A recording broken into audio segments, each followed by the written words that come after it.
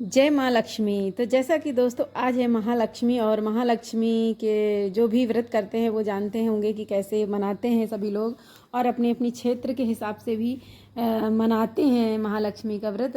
तो आज मैंने भी ये व्रत किया है। तो सुबह मैं जल्दी उठ गई थी और मंदिर गई, नहाने धोने के बाद पूजा किया, अपना जो डेली की पूजा रहती है, और आने के बाद वहाँ से मैंने ये पूजा की तैयारी करी।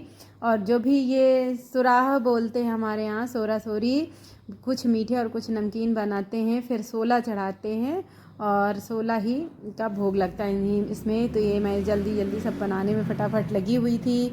मैंने पूजा की तैयारी करी। इसमें 2-2.5 घंटे 3 तो लग ही जाते हैं, अगर आप अकेले हैं तो भी लग जाता है टाइम। तो ये मैं जल्दी जल्दी सब कर ही रही थी, और ये मेरा लगभग तैयारी हो गई है मेरी पूजा की। तो मैंने फिर लगाया पैरों में महावर। महालक्ष्मी की पूजा है, ये बहुत बड़ी पूजा होती है। ये 16 दिनों का व्रत और पूजा रहता है, और इसको बहुत अच्छे से तैयार होकर ही करना चाहिए इस व्रत को। तो मैंने पहले पैरों में लगाई है थोड़ी सी हल्दी, और इसके बाद मैं लगाऊंगी महावर, और अच्छे से तैयार होकर ही महालक्ष्मी का पूजन करें। मैं आप लोगों को यही सलाह दूंगी। और पूजा में आप क्या चढ़ाते हैं, आपके घर में कैसे होती है, आप अपनी घर की जो रीति रिवाज होते हैं वैसे ही कर सकते हैं। लेकिन ये महालक्ष्मी का जो व्रत है राधा अष्टमी से लेकर के शुरू होता है, और ये ये जो चलते हैं, पितर चलते हैं, तो उसी में ये कुंवार के महीने की अष्टमी जो आती शुक्ल पक्ष की, उसमें 16 दिन हो जाते हैं। 16 दिन ये होते हैं। तालाब में जाकर के पहले महिलाएं ये पूजा किया करती थी, वहाँ से तर्पण देती थी और अर्घ देती थी लक्ष्मी माता को, और पूजा की ये सारी विधि विधान होता था। और लेकिन अब तो कुछ भी नहीं होता है, आखिरी वाले दिन ही हम भी यही करते हैं।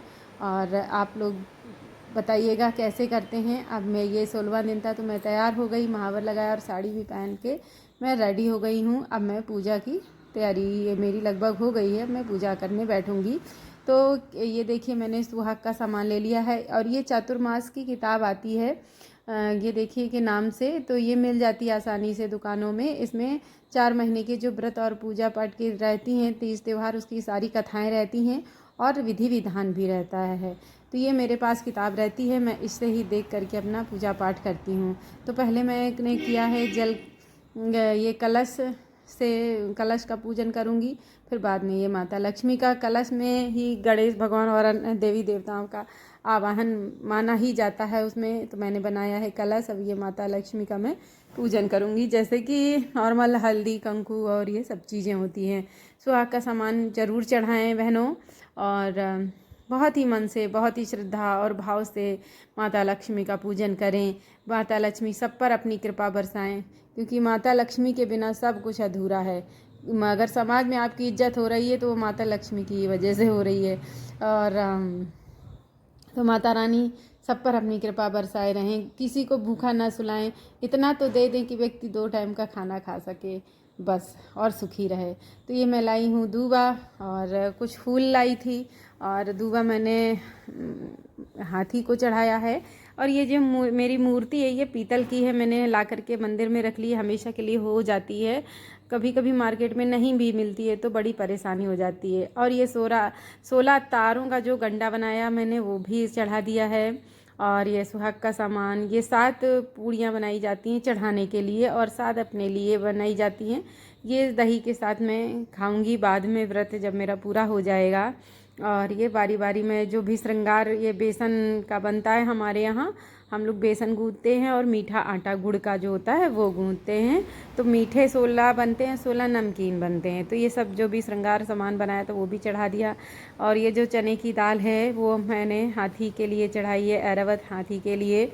और मुझसे जो भी टूटी फूटी पूजा बन पड़ी वो मैंने की है, जो जो मुझे याद आ रहा था वो मैंने सभी पूजन की तैयारी में लगा लिया है। और अब मैं शुरू करूँगी कथा, तो आप भी सुनिए कथा। आरंभ करके अश्विन मास की कृष्ण पक्ष की अष्टमी को समापन किया जाता है। एक समय महर्षि दैवापायन व्यास जी हस्तिनापुर आए। उनका आगमन सुन समस्त राज्यकुल के कर्मचारी महाराज भीष्म सहित उनका सम्मान आदर कर राजमहल में महाराज को स्वर्ण के सिंहासन पर विराजमान कर अर्घ्यपाद्य आचमन से उनका पूजन किया। व्यास जी के स्वस्थ चित्त होने पर रानी गंधारी ने महर्षि व्यास जी से हाथ जोड़कर प्रश्न किया कि महाराज आप त्रिकालज्ञ हैं, तत्वदर्शी हैं, आपसे हमारी प्रार्थना है कि स्त्रियों को कोई ऐसा व्रत व सरल पूजन बताइए जिससे हमारी राज्य लक्ष्मी सुख पुत्र पौत्र सदा सुखी रहे।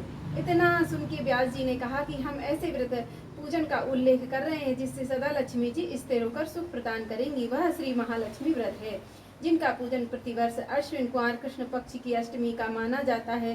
तब राजरानी गांधारी ने कहा, महात्मन वह व्रत कैसे आरंभ होता है, किस विधान से पूजन होता है, यह विस्तार से बताने का कष्ट करें। तब महर्षि जी ने कहा कि यह व्रत भाद्रपद शुक्ल पक्ष की अष्टमी के दिन सुबह व्रत का मन में संकल्प कर किसी जलाशय में जाकर स्नान कर स्वच्छ कपड़ा पहने, तब ताजी दुर्वा से महालक्ष्मी जी को जल का तर्पण देकर प्रणाम करना चाहिए। फिर घर आकर शुद्ध 16 धागों का एक गंडा बनाकर प्रतिदिन एक गांठ लगानी चाहिए। इस प्रकार 16 दिन का 16 गांठ का एक गंडा तैयार कर अश्विन माह की कृष्ण पक्ष की अष्टमी को व्रत कर मंडप बनाकर चंदोवा तान कर उसके नीचे माटी के हाथी पर महालक्ष्मी की मूर्ति स्थापित कर तरह तरह की पुष्प मालाओं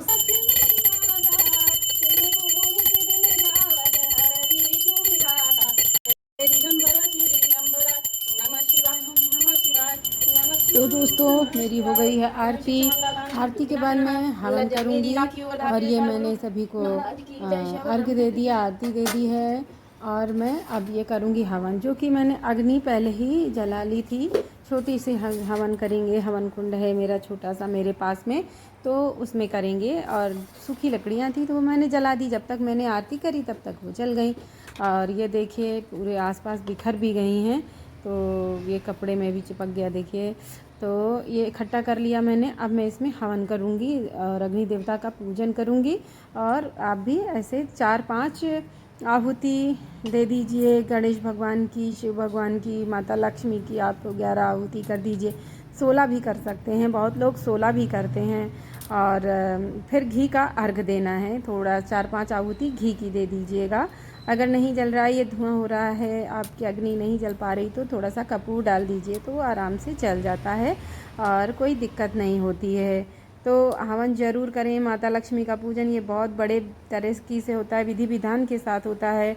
जो ब्राह्मण देवता होते हैं, जो आपके पूज्य गुरु जी होते हैं या मंदिरों में जो पुजारी जी होते हैं, वो पूजा करवाते हैं आकर के। ये बहुत बड़ी पूजा होती है। तो ये मैंने दे दिया, अग्नि देवता को अर्घ दे दिया है, आचमनी कर दी उनकी। अब मैं ये 16 तार का जो मैंने गंडा बनाया था धागा, उस सबको मैं ये देखिए होम धूप दिखा करके मैं अपने दाहिने हाथ में बांध लूँगी। अकेली थी तो बांधने में बड़ा ही दिक्कत हो रहा था, और इसको मैं बाद में अच्छे से बांध लूँगी। अभी मैंने ऐसे ही अटका लिया है। अब इसके बाद मैं भगवान का प्रसाद लूँगी अपने आंचल में। और भगवान माता लक्ष्मी जो आप सिंदूर चढ़ाएं, वो सुहाग लेना ना भूलें, सुहाग ज़रूर लें। और बहुत अच्छे से आरती करें, पूजा करें, पाठ करें, श्रद्धा भाव से करें और बहुत ही मन से करें। ये सब चीज़ें बहुत ही मायने रखती हैं। तो ये देखिए मैंने डाला है, कपूर जल नहीं रहा था इसलिए मैंने कपूर डाल के जला दिया, तो धुआं बहुत ज़्यादा हो रहा था। तो अब मैं प्रसाद लूँगी अपने आंचल में। तो अपने आंचल में थोड़े चावल, थोड़ा हल्दी कुमकुम लगा करके मैं प्रसाद ले लूँगी और उसे ही मैं ग्रहण करूँगी। तो माता लक्ष्मी आप सभी पर इसी तरह से कृपा बरसाए रहें, अपना साथ ना छोड़ें और इतना भी ना दें कि इंसान पागल हो जाए और इतना कम भी ना दें कि वो भूखों ही मर जाए। तो माता लक्ष्मी मेरे साथ सभी की ऊपर कृपा करें, सबको सुख समृद्धि बनाए रखें और सबका आशीर्वाद बनाए रखें। तो मेरा वीडियो देखने के लिए थैंक यू सो मच।